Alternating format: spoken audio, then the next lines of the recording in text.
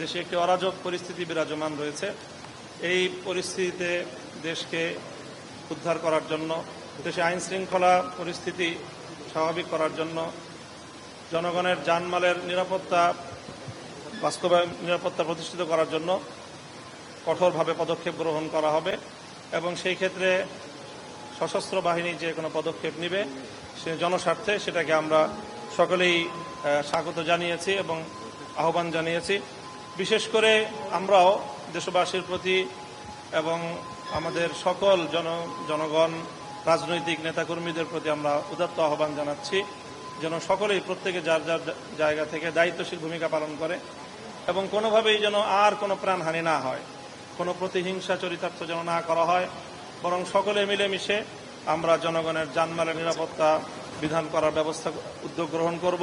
পুলিশের উপর অনেক বড় ধরনের বেশ কিছু আক্রমণ হয়েছে, সেই আক্রমণগুলো যেন আর না হয়, বরং আইন শৃঙ্খলা রক্ষাকারী বাহিনী সহ সকল পক্ষের সকল মানুষের জানমালের নিরাপত্তার বিধানে আমরা সকলে সম্মিলিতভাবে ভূমিকা পালন করব। অন্য ভিন্ন ধর্মাবলম্বী যারা রয়েছেন, আমরা জাতি ধর্ম নির্বিশেষে একটি সাম্প্রদায়িক সম্প্রীতির দেশ বাংলাদেশ।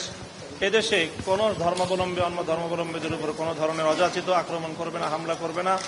কাজে এই অরাজকতার সুযোগ নিয়ে বা এই বিশৃঙ্খলার এবং এই বর্তমান রাজনৈতিক পট পরিবর্তনের সুযোগ নিয়ে কেউ যেন সেই ধরনের কোনো পদক্ষেপ গ্রহণ করতে না পারে, সেজন্য আমরা বিশেষভাবে সকল দেশবাসীকে আহ্বান জানাচ্ছি। বিশেষ করে রাজনৈতিক নেতৃবৃন্দ যারা রয়েছেন, আমাদের ইমাম সাহেবান যারা রয়েছেন, আলেম ওলামা যারা রয়েছেন, তাদের ক্ষেত্রে একটি অগ্রণী ভূমিকা পালন করতে হবে। সেই জন্য আমরা দেশবাসীর প্রতি, আলেম সমাজের প্রতি বিশেষভাবে আহ্বান জানাবো জানমালের নিরাপত্তা এবং রাষ্ট্রীয় সকল স্থাপনাগুলো যেন নিরাপদ থাকে, সেজন্য আপনারা। আমরা গত বছর 23 সালে আগস্ট মাসে কোরআনের পাখিকে হারিয়ে ফেলেছি। ওনার মৃত্যুর এখনো 1 বছর হয় নাই। আল্লাহ তাআলা দেখেন কিভাবে আমাদেরকে বিজয় দিলেন, আলহামদুলিল্লাহ।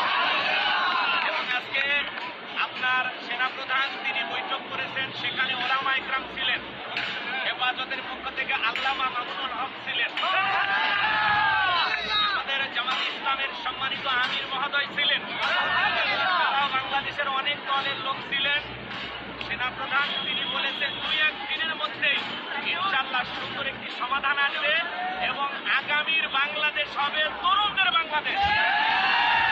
আগামীর বাংলাদেশে ইনশাআল্লাহ ন্যায় বিচার কায়েম হবে, মানুষ শান্তিপূর্ণভাবে বসবাস করবে, জুলুম থাকবে না, এদেশে আর কোনো নিরীহ ছাত্রকে রাজপথে জীবন দিতে হবে না ইনশাআল্লাহ।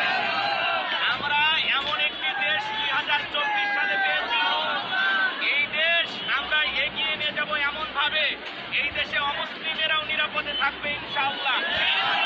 আমরা সকলের নিরাপত্তা নিশ্চিত করার দায়িত্ব নেব ইনশাআল্লাহ। আল্লাহ এদেশকে ইসলামের জন্য কবুল করুন। বিজয় তরুণদের বিজয়, এ বিজয় এদেশের তাওহীদি মুসলমানদের বিজয়। আজকের এই দিনে অনেক মানুষ রোজা রেখেছেন, গতকালকে অনেকে রোজা রেখে আন্দোলন করেছেন। আলহামদুলিল্লাহ বিজয় খুব নিশ্চিত। আপনারা ভালো থাকবেন, সুস্থ থাকবেন, বাড়িতে গিয়ে 2 রাকাত নামাজ আদায় করবেন ইনশাআল্লাহ। রবের তাসবিহ পাঠ করবেন, ভালো থাকবেন।